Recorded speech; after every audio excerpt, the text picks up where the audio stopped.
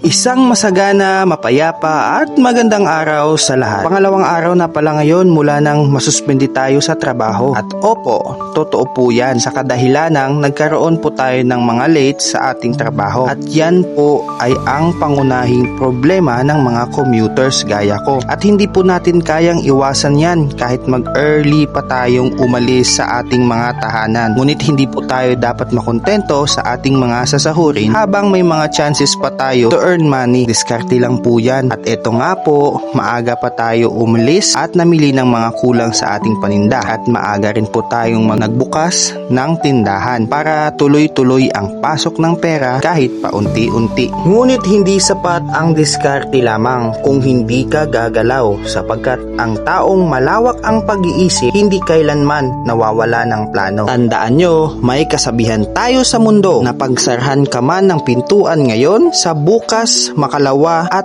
darating ang panahon, pintuan na mismo ang kusang magbubukas para sa'yo. Please like, follow, and share.